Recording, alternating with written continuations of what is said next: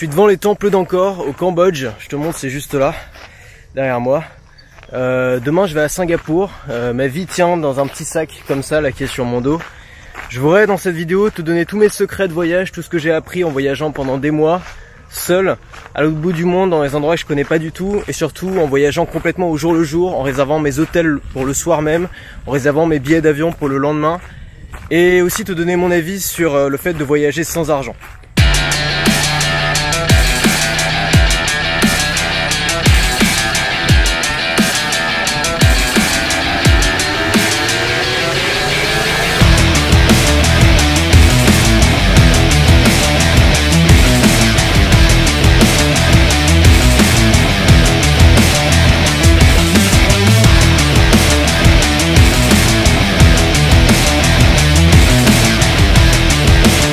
Alors peut-être que tu t'intéresses au voyage, peut-être que c'est un truc, enfin moi je sais que pour les gens qui sont passionnés de liberté, le voyage c'est souvent une des meilleures expressions de cette liberté et tu le vis à fond et ça te rend heureux. Moi ça me rend profondément heureux de voyager et j'ai remarqué une chose, c'est que ça me rendait encore plus heureux de voyager au jour le jour, sans rien programmer à l'avance, sans savoir ce que je vais faire le lendemain.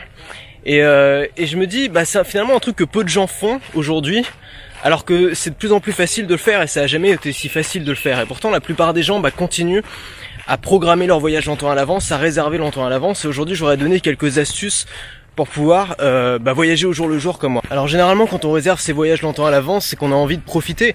On a envie de profiter des meilleures promos, des prix les moins chers. On a aussi envie de profiter peut-être des meilleurs hôtels ou des meilleurs billets d'avion. Et on sait que plus on va s'y prendre tard, moins on aura de chance d'avoir exactement ce qu'on veut. Et en fait, en faisant ça, et c'est souvent le problème, c'est que on fait ça à la base pour profiter mieux de notre voyage, et en fait, on se retrouve souvent coincé dans des hôtels qui nous plaisent pas, ou alors on a décidé, on a envie de faire autre chose, mais on est obligé de faire ce qu'on a prévu, et en fait, on supprime toute possibilité de spontanéité. C'est-à-dire que quand on a tout le voyage réservé à l'avance, comment tu veux continuer à être spontané, comment tu veux pouvoir prendre des décisions de dernière minute, comment tu veux, je sais pas, si tu rencontres des gens sur les routes et qui sont cool et que tu as envie de continuer à faire de la route avec eux, tu peux pas le faire parce que tu as tout réservé à l'avance. Et en fait, il y a quelque chose qui a énormément changé ces dernières années, c'est justement cette possibilité-là qu'on a aujourd'hui, qu'on n'avait pas avant. À l'époque des agences de voyage, il fallait tout réserver à l'avance. Aujourd'hui, on a la possibilité, et c'est vraiment nouveau, de pouvoir tout réserver au dernier moment. Avec des applications comme Booking, Agoda, Airbnb, Expedia, on peut tout réserver au dernier moment, même les billets d'avion, et c'est pas forcément plus cher. Et c'est ça en fait aussi le mythe qui existe toujours, c'est qu'on pense que si on réserve au dernier moment, on va forcément payer plus cher. Parfois tu peux prendre ton billet d'avion la veille ou alors une semaine avant, ça te coûtera pas forcément plus cher que de le prendre 2 mois avant. Alors évidemment parfois ça coûtera quand même un petit peu plus cher, c'est-à-dire que oui, les meilleures places de billets d'avion partent en premier, oui, les meilleurs hôtels partent en premier, mais ce qu'il faut comprendre aussi, c'est que tu risques de faire des économies. Si par exemple tu te retrouves un jour dans un hôtel qui est vraiment pourri, que tu as payé à la semaine mais que tu peux pas rester plus longtemps parce que ça te plaît pas, si tu t'en vas, tu vas perdre des nuits, tu vas perdre de l'argent. Donc faut aussi voir que quand tu réserves au dernier moment, tu peux ajuster ton voyage en temps réel. Ça veut dire que si tu te rends compte que dans un endroit tu as beaucoup dépensé, tu peux par exemple la nuit suivante aller dans un hôtel beaucoup moins cher et donc faire des économies. Ou si au contraire tu as été plutôt bon pour gérer ton budget, tu peux justement la nuit suivante te faire plaisir et là aller dans un bel hôtel avec piscine, etc. Donc ce qu'il faut bien comprendre aussi, c'est que quand tu réserves tout au dernier moment, tu es beaucoup plus flexible et donc tu peux aussi être flexible sur l'argent et donc tu peux faire des économies. Alors maintenant je voudrais te parler un petit peu des affaires. Bon, faut pas s'étonner si je suis trempé, il doit faire 37 degrés. J'avais pas prévu ça, mais putain je suis en train de souffrir un petit peu là. Parlons des affaires. Moi j'ai un grand kiff en ce moment, c'est de voyager avec un sac extrêmement léger. Et je voudrais te montrer à quoi ressemble mon sac. Ça c'est mon sac, ça veut dire que dans ce petit sac là, ce petit sac de ville en fait qui pèse moins de 3 kilos avec toutes mes affaires dedans, j'ai tout ce qu'il me faut pour voyager. Et quand je dis tout ce qu'il me faut pour voyager, ça comprend mes affaires de travail puisque je travaille en voyageant, donc j'ai mon iPad, j'ai mon clavier, j'ai même du matériel vidéo, j'ai cette caméra qui est en train de me filmer, j'ai une trousse de toilette et puis j'ai un seul change. Et en fait toute l'économie de poids et de place, tu le fais sur les vêtements parce que les vêtements finalement ça prend pas mal de place et souvent les vêtements on va en prendre un petit peu plus que ce qu'on a besoin. Alors si t'es comme moi, si t'es pas une fashionista et que t'as pas besoin de mettre une couleur différente tous les jours, c'est simple, tu t'habilles que en noir. C'est la couleur la plus sobre, tu vois. Et puis moi ça fait maintenant des années que je m'habille tous les jours en noir. Et ce que tu fais simplement, c'est que tous les soirs à l'hôtel, donc t'as un change dans ton sac. Ça veut dire que moi j'ai un t-shirt noir dans mon sac, un shirt, un pantalon que j'ai sur moi, et puis une paire de chaussettes et un caleçon. Et ce que je fais en fait tous les soirs en arrivant à l'hôtel, c'est que dans la salle de bain, dans le lavabo de l'hôtel, je fais ma petite lessive en fait. Simplement, j'ai un petit sachet de lessive que j'ai toujours avec moi. contrairement à ce qu'on peut penser, c'est pas forcément, ça prend pas beaucoup de temps. C'est-à-dire que tu as juste à mettre toutes tes affaires dans le lavabo, tu remplis d'eau tiède, tu mets un peu de lessive, tu mélanges un petit peu, ensuite tu vas faire autre chose, tu peux prendre ta douche, etc. Ensuite, bah tu rinces, tu fais sécher en enroulant dans une serviette et puis tu le laisses sécher pendant la nuit, tu l'accroches à un cintre et le lendemain matin, généralement, tout est sec et tu peux repartir pour une nouvelle journée. Tiens, regarde les petits singes là. Bon alors moi une des règles simples que je me suis fixé pour voyager au jour le jour pour être sûr de jamais être déçu, c'est je ne réserve jamais plus d'une nuit dans un hôtel avant de l'avoir vu. Tu réserves une nuit, généralement je réserve le jour même pour le soir. Et si cette nuit bah t'as plu, si tout fonctionne bien, si dans le cas où t'es ici, si la clim fonctionne bien, si tout va bien, bah je réserve 2 ou 3 nuits supplémentaires si j'ai envie de rester. Mais toujours commencer par faire une nuit parce que bah, ça m'est arrivé plein de fois et si tu voyages beaucoup et que tu changes régulièrement d'endroit, ça a dû t'arriver aussi, bah, d'arriver dans une chambre d'hôtel et c'est pas conforme à la description ou alors il y a la clim qui marche pas, tu crèves de chaud, tu dors mal, il y a un problème et après t'es un petit peu coincé parce que t'as payé, t'as pas envie de gâcher de l'argent et tu peux pas te faire rembourser. Alors évidemment si tu fais ça, il y a un risque qu'on te pique la chambre, c'est-à-dire que la chambre te passe sous le nez et que tu puisses pas rester plus longtemps. Et honnêtement, moi j'ai dû faire cette stratégie-là des dizaines et des dizaines de fois.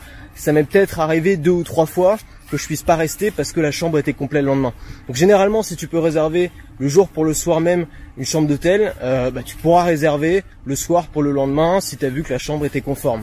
Donc ça c'est la règle numéro 1. Quand tu arrives dans un endroit, tu réserves jamais plus d'une nuit parce qu'il faut tester l'endroit où tu vas être avant de réserver plus longtemps. La règle numéro 2, c'est pour les billets d'avion. Alors les billets d'avion, c'est un peu tendu parce que quand tu t'y prends au dernier moment, c'est possible qu'il n'y en ait plus du tout ou qu'il reste que des prix exorbitants, donc ce soit juste plus possible. Et en même temps, bah, t'es un petit peu obligé souvent de les réserver en avance, c'est-à-dire que quand tu arrives dans un pays, t'es un petit peu obligé de réserver ton vol retour, parce que sinon, on peut t'interdire l'accès au pays en disant, bah voilà, vous n'avez pas de vol retour. C'est quelque chose qui moi, pendant longtemps, m'a posé problème. Ce que je faisais avant, c'est que j'allais sur un site où tu peux booker des autocars. Et en fait, je réservais un autocar, donc j'allais sur 12go.asia quand j'étais en Asie, et je réservais un car qui allait dans le pays d'à côté. Généralement, ça me coûtait 15-20 balles. Et ça permettait de montrer que j'avais un ticket de sortie, c'est-à-dire que t'es pas obligé d'avoir un billet d'avion pour sortir, l'important c'est juste d'avoir un ticket de sortie. Il y a un ami récemment qui m'a conseillé un site web qui fait ça exactement, qui fait exactement ça.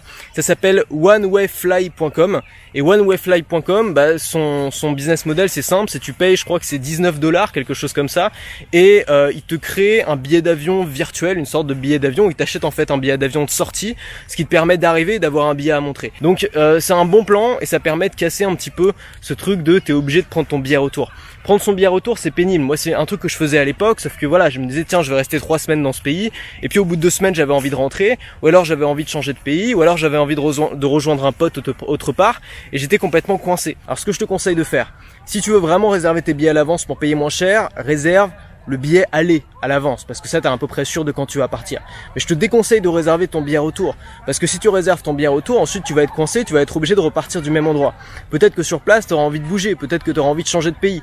Par exemple, moi quand je suis arrivé ici, d'abord je suis arrivé à Bali, ensuite à Bali je me suis dit tiens bah j'irai bien en Thaïlande, je suis allé à Bangkok, ensuite une fois depuis Bangkok je me suis dit tiens je vais aller voir un ami à Battambang au Cambodge, donc je suis volé au Cambodge, et puis là j'en ai un petit peu marre d'être au Cambodge et je me suis dit tiens j'irai bien dans une grosse ville moderne, je vais aller à Singapour, et demain je pars à Singapour. Jamais évidemment j'aurais pu avoir ces idées là et faire ça bah, si j'avais tout réservé à l'avance et si j'étais obligé de repartir par l'endroit où j'étais venu. Bon alors maintenant peut-être que tu te dis il est bien gentil Antoine, mais moi j'ai pas les moyens. J'ai pas les moyens comme ça de prendre l'avion et puis de changer d'endroit quasiment tous les jours. Alors faut savoir aussi que quand tu réserves tout au dernier moment, tu as aussi des possibilités que tu n'aurais pas forcément vu si tu t'y étais pris à l'avance.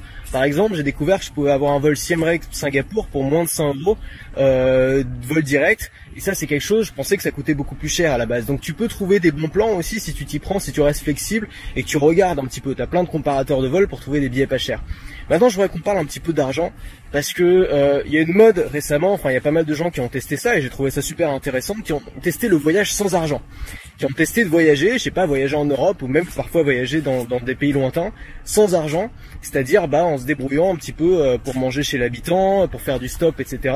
Et quand je regarde ça, moi je suis toujours fasciné parce que je trouve que ces gens sont très courageux. Moi j'arriverais probablement pas à faire ça. Mais ce qu'il faut bien comprendre, c'est que quand tu voyages sans argent, bah tu voyages pas vraiment sans argent. Ce que tu fais en fait, c'est que tu voyages avec l'argent des autres. Quand tu roules dans les voitures de quelqu'un d'autre, c'est eux qui payent l'essence. Quand tu manges chez quelqu'un d'autre, c'est eux qui payent la bouffe. Quand quelqu'un t'héberge, bah c'est eux qui payent la maison. Et en fait, bah voilà, moi c'est quelque chose de personnel. Je respecte complètement les gens qui font ça, mais moi j'aime bien garder mon indépendance. Donc pour moi, voyager sans argent, c'est pas une solution, même si je respecte les gens qui le font, et même si je trouve que ça peut être intéressant d'essayer de vivre de manière plus autosuffisante ou d'essayer d'être moins dépendant de l'argent. Moi, la solution que j'ai trouvée dans mon cas, bah, c'est de gagner ma vie avec ce que je fais, de gagner ma vie avec ce que j'aime, de gagner ma vie en indépendant. Et pour moi, c'est la meilleure façon d'atteindre l'autonomie, parce que la vraie autonomie, c'est difficile de l'atteindre sans argent. Bien sûr, si tu vis dans une petite maison à la campagne, que tu es autosuffisant, que tu as ton potager, tu peux, et c'est génial, et j'adore les gens qui font ça. Mais si tu as envie de voir un peu du pays, si tu as envie de voyager, si tu as envie d'aller à l'autre bout du monde, si tu as envie d'aller aussi dans des pays parfois riches, dans des pays qui sont chers, je peux te garantir qu'une chambre d'hôtel à Singapour, c'est pas le même prix qu'ici. Une chambre d'hôtel à Tokyo, qu'une chambre d'hôtel à New York, bah ça a un prix. Et si tu veux pouvoir t'offrir tout ça, et si tu veux pouvoir voir tout ça, et si tu veux pouvoir y aller quand tu veux aussi, et pas avoir sans arrêt à compter, et pas avoir économisé pendant des mois, bah l'idéal c'est d'être à ton compte, et l'idéal c'est de créer un système qui te fait gagner ta vie. Et moi ce système là je l'ai créé, et aujourd'hui je l'ai rendu tellement simple que ça consiste simplement à envoyer un email par jour. Chaque jour j'envoie un email à ma liste, j'ai 6000 personnes qui me suivent, et grâce à ces emails là, et grâce aux formations que je vends avec, j'arrive à gagner ma vie très confortablement, à voyager quand je veux. Et je te dis pas ça pour me la péter parce que c'est pas intéressant, tu vois, je fais pas ça pour dire aux gens regardez ma vie elle est cool. Moi ce qui m'intéresse c'est d'aider des gens qui sont dans le même mindset que moi. Ce qui m'intéresse c'est d'aider des gens qui ont qui ont une passion pour l'entrepreneuriat, qui ont envie de construire quelque chose, pas des gens qui attendent passivement que le monde change pour eux, des gens qui sont prêts à se battre, qui sont prêts à se bouger, qui ont envie de construire quelque chose et qui ont envie aussi d'être libres, qui ont envie d'être indépendants. Il faut avoir une envie mais terrible d'être libre pour faire ce boulot. C'est vraiment un boulot qu'on fait avec les tripes, le boulot de créateur de contenu. Et si tu veux apprendre à faire ça, si tu veux que je t'accompagne et si tu veux que je te forme, tu as une seule chose à faire, c'est t'inscrire à mes mails quotidiens. Parce que là, ce que tu vois sur YouTube, c'est peut-être 5% du contenu que je publie. YouTube, pour moi, c'est pas important. Je m'occupe très peu de YouTube. Ce qui compte, c'est les mails quotidiens. Et chaque jour, j'envoie un mail à ma liste tous les matins à 9 h. Donc tu peux t'inscrire, c'est le premier lien en dessous. C'est des mails qui sont privés, qui sont réservés à ma liste. À ma liste d'abonnés, et donc tu peux t'inscrire et chaque matin, donc à partir de demain à 9 h, tu vas recevoir un nouveau mail. Et donc nous on se retrouve là-dedans, et si ça t'intéresse bien sûr de voyager simplement, de voyager léger, voilà, en termes de sentiment de liberté, c'est génial. Je dis pas que je vais faire ça tout le temps, tu vois, on aime bien la diversité, on aime bien changer aussi dans la vie. Mais en termes de sentiment de liberté, voyager avec un petit sac tout seul à l'autre bout du monde et en réservant ses hôtels et ses billets d'avion au dernier moment, j'ai jamais rien vécu d'aussi intense de ma vie.